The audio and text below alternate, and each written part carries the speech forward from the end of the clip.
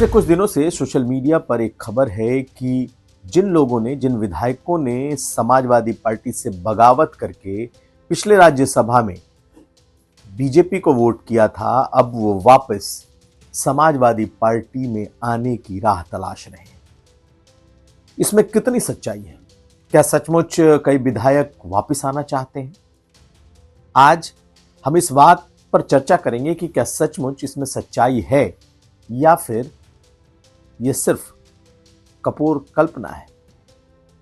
इसके अलावा अभिमुक्तेश्वरानंद को लेकर क्या नया हो रहा है? क्यों अभिमुक्तेश्वरानंद ने कहा है कि उनके खिलाफ जो भी आरोप लगाए गए हैं इसकी जांच उत्तर प्रदेश से बाहर की पुलिस करे। यही नहीं, अब तो उनके लिए समर्थकों की लाइन भी लगती दिख रही है। कांग्रेस से लेकर समाजवादी सभी लाइन लगाकर उनके समर्थन में खड़े हैं। उधर आरोप लगाने वाले कहां पहुंचे और मीडिया के नजरों से क्यों बचे? ये खबरें आज का यूपी में। नमस्कार, मैं हूं कुमार अभिषेक, आप देख रहे हैं यूपी तक। हम हाजिर अपना न्यूज शो आज का यूपी लेकर। तो याद करिए 2024 का वो राज्यसभा चुनाव। उस राज्यसभा चुनाव के दौरान बड़े स्तर पर क्रॉस वोटिंग हुई और उस क्रॉस वोटिंग करने वालों में सबसे बड़ी तादाद समाजवादी पार्टी के उन विधायकों की रही जो कभी अखिलेश यादव के बेहद करीबी और लॉयल माने जाते थे। लेकिन उन्होंने बगावत की, क्रॉस वोटिंग की और बीजेपी के उम्मीदवार संजय सेठ जीते। लेकिन पिछले कुछ दिनों से अब ये चर्चा चल रही है कि जिन लोगों ने भी बगावत की थी उन्हें बीजेपी से कुछ नहीं मिला। जब सोशल मीडिया पर यह चलने लगा कि न माया मिली न राम और ये लोग अब अपनी वापसी की राह तलाश रहे हैं। कई जगह यह भी कहा गया कि जिस रास्ते वो गए अब उसी रास्ते वो वापसी भी चाहते हैं। पार्टी ने यहां तक शायद उनको मैसेज दिया है कि आप जिस रास्ते से पार्टी छोड़कर गए थे, अगर वापसी चाहिए तो उसी रास्ते से आना होगा। ये सब बातें सोशल मीडिया पर हैं, ये सब बातें कहीं ना कहीं से आ रही हैं, लेकिन इसकी पुष्टि नहीं है। 7 विधायक थे। मनोज पांडे ऊंचाहार के विधायक, मुख्य सचेतक थे समाजवादी पार्टी के। अभय सिंह गोसाईगंज से विधायक, राकेश प्रताप सिंह गौरीगंज के विधायक, विनोद चतुर्वेदी कल्पी से विधायक, पूजा पाल चायल से विधायक, आशुतोष मौर्य, राकेश पांडे, ऐसे 7 नाम थे। लेकिन जो चर्चा निकली वो चर्चा ये कि इन सभी लोगों की वापसी का रास्ता खुला है, लेकिन उसी रास्ते से आना होगा जिस रास्ते से गए हैं। यानी कि कहने का अर्थ ये कि अब जब दोबारा से यहां राज्यसभा के चुनाव होने हैं तो उन्हें समाजवादी पार्टी के जो कैंडिडेट होंगे उनका समर्थन करना होगा। ये सब बातें, इसकी कोई पुष्टि नहीं, लेकिन ये बातें सोशल मीडिया पर और सूत्रों के जरिए कही गई हैं। लेकिन अब इस पर प्रतिक्रिया आने भी शुरू हो गई, क्योंकि इतनी ज्यादा ये बात फैल गई कि चाहे राकेश प्रताप सिंह हो, चाहे अभय सिंह हो, ऐसे नेताओं ने तो बकायदा इस पर प्रतिक्रिया भी देनी शुरू कर दी और कह दिया कि उन्हें राम तो मिल गए, माया की जरूरत नहीं है। अब आप पहले इन दोनों नेताओं के पोस्ट देखिए, आपको अंदाजा लगेगा कि 7 के बारे में जो कहा जा रहा है उसमें कम से कम 2-3 लोग तो ऐसे हैं जो अपना स्टैंड उन्होंने क्लियर किया है। देखिए क्या लिखा है। सबसे पहले अभय सिंह। तो अभय सिंह ने सोशल मीडिया पर जो पोस्ट किया है उसमें लिखा है, मैं अपने कुछ यूट्यूबर पत्रकार साथियों से अनुरोध करता हूं जो अपनी टीआरपी बढ़ाने के लिए भ्रामक खबरें चला रहे हैं। मैं पुनः समाजवादी पार्टी में मैं वापसी करना चाहता हूं। कृपया मेरे बारे में फोटो लगाकर इस प्रकार की खबरें प्रसारित न करें, नहीं समाजवादी पार्टी में मेरी वापसी के कोई कयास लगाए जाएं। और जहां तक मेरी जानकारी में है कि अन्य साथी समाजवादी पार्टी से जो निष्कासित हुए, कोई भी वापस समाजवादी पार्टी में आना नहीं चाहता।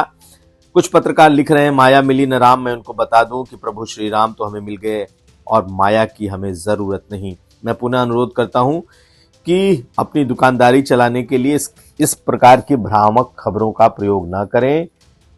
अन्यथा आपके खिलाफ विधिक कार्रवाई करने के लिए बाध्य होना पड़ेगा। तो एक रिएक्शन तो आया अभय सिंह का। अब राकेश प्रताप सिंह का पोस्ट भी देख लीजिए। तो जो दूसरे विधायक राकेश प्रताप सिंह हैं, उन्होंने क्या लिखा है वो भी देख लीजिए। उन्होंने एक्स पर लिखते हुए ये कहा है कि समाजवादी पार्टी को अपने भ्रमजाल से वापस निकल जाना चाहिए और इस कयास को भी छोड़ देना चाहिए कि हम सपा में वापसी कर सकते हैं। उन्हें जगह जगह से यह सिफारिश करवाना भी बंद कर देना चाहिए कि मैं सपा में वापस आ जाऊं। राकेश प्रताप सिंह का तन मन और रोम रोम प्रभु श्री राम की भक्ति और उनकी आस्था में बसा है।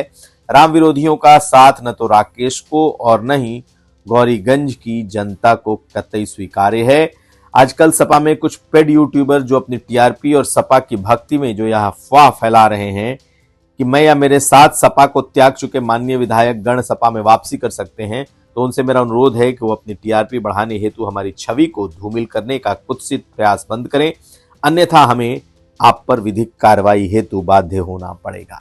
तो ये दूसरे विधायक हैं जिन्होंने अपनी सफाई लिखी है, लेकिन लगभग एक जैसा ही पोस्ट है और इसको इन लोगों ने क्लियर करने की कोशिश की है कि अब सपा में वापसी नहीं है, लेकिन एक सपा के भीतर से आ रही आवाज, एक स्ट्रांग जिसे कहते हैं कि बात, वो निकल करके ये कह रही है कि बहुत सारे लोग समाजवादी पार्टी में वापसी चाहते हैं।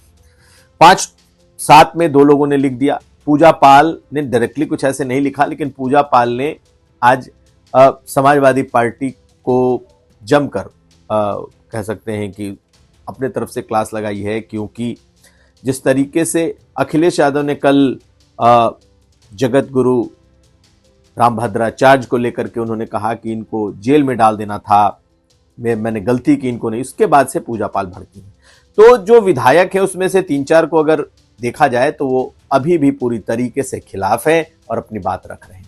लेकिन एक दूसरी खबर और भी है इससे जुड़ती हुई, और वो खबर यह है कि गौरीगंज से जो बीजेपी से चुनाव लड़ते थे ब्राह्मण चेहरे, वो अखिलेश यादव के इर्द गिर्द देखे गए हैं। हालांकि मुलाकात की सीधी कोई तस्वीर नहीं है, लेकिन कहा जा रहा है कि अगर अखिलेश यादव चाहें तो शायद वो समाजवादी पार्टी ज्वाइन कर सकते हैं।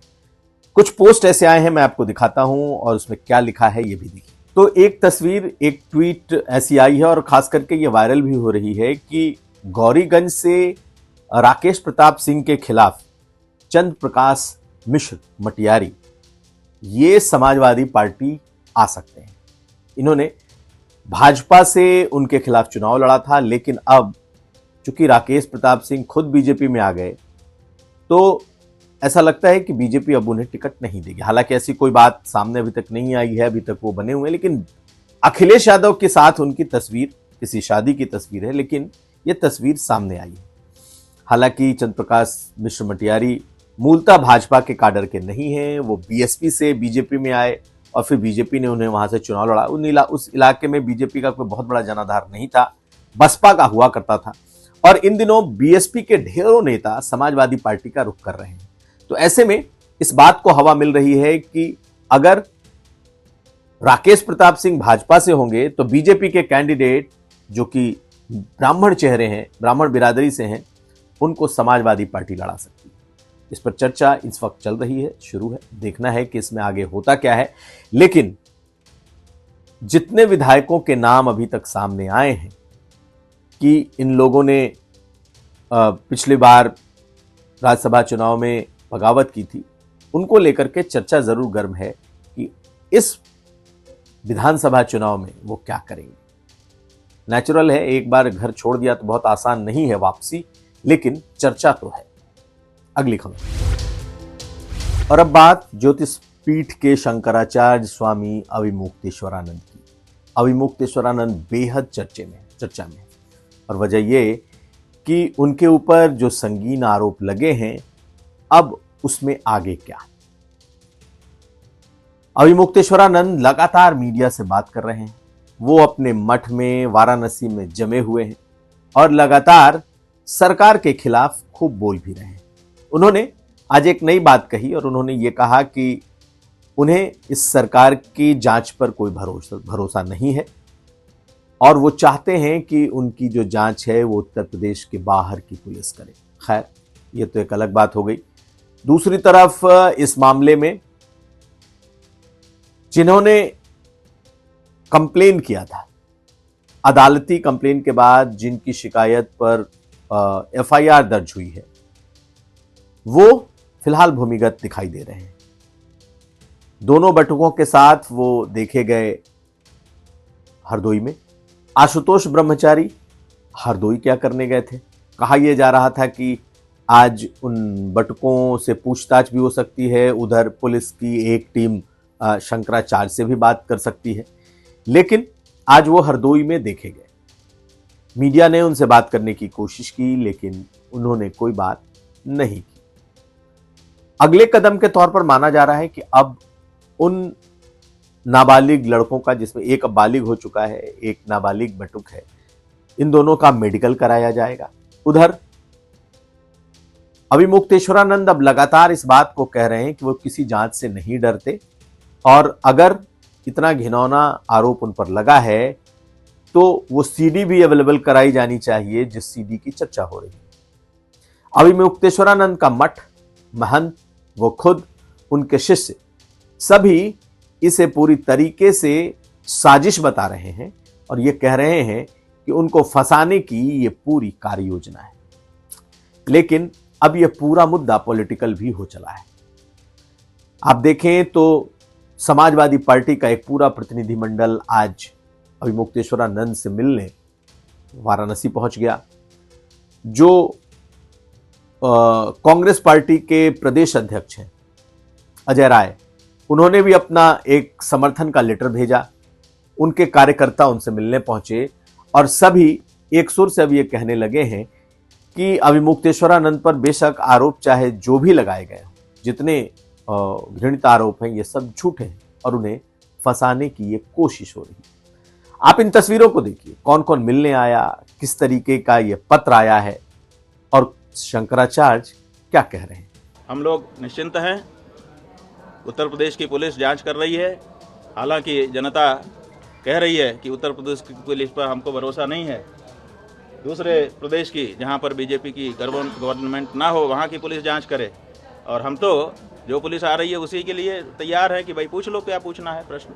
लेकिन इस पूरे मामले में अब दो कह सकते हैं कि खिलाफत की पार्टी है। एक जगत गुरु रामभद्राचार्य, क्योंकि अभिमुक्तेश्वरानंद की तरफ से यह आरोप लगाया जा रहा है कि रामभद्राचार्य की तरफ से यह पूरी साजिश रची जा रही है। उनके शिष्य ने तो रामभद्राचार्य का नाम लिया है, जबकि पॉलिटिकली जो पार्टियां हैं और शंकराचार्य हैं वो सीधे सीधे सरकार को कटघरे में खड़ा कर रहे हैं। रामभद्राचार्य बस्ती में हैं, उन्होंने कुछ नहीं कहा, लेकिन उनके शिष्य जो उनके साथ हैं, उन्होंने अखिलेश यादव को नमाजवादी शब्द से नवाजा। सुनिए उनका बयान। गुरुजी कुछ जवाब दे दीजिए। अखिलेश यादव बड़ा गंभीर आरोप लगा रहे हैं। नहीं, नमाजवादी कुछ नहीं। कल अखिलेश यादव ने साफ कह दिया था कि उनसे गलती हो गई। जगत गुरु रामभद्राचार्य को उन्हें जेल भेज देना चाहिए था, और जेल इसलिए क्योंकि जिस वक्त उन पर आरोप लगे थे संगीन थे और उन्होंने छोड़ दिया था। खैर, अब ये मामला सिर्फ दो महंतों, दो संतों तक सीमित नहीं रहा, बल्कि अब ये पूरी तरीके से दो विचारधाराओं, दो पार्टियों और पक्ष और विपक्ष का मामला बन गया है। पुलिस फिलहाल इस पूरे मामले में चुप है। क्या इस मामले में, चूंकि पॉक्सो लग चुका है, बहुत बेहद संगीन और घृणित आरोप हैं, तो क्या इस मामले में गिरफ्तारी होगी? पुलिस ने फिलहाल चुप्पी साध रखी है। इस पूरी खबर पर हमारी नजर बनी रहेगी। तो ये था आज का यूपी। हम कल फिर हाजिर होंगे। हमें दीजिए इजाजत। देखते रहिए यूपी तक।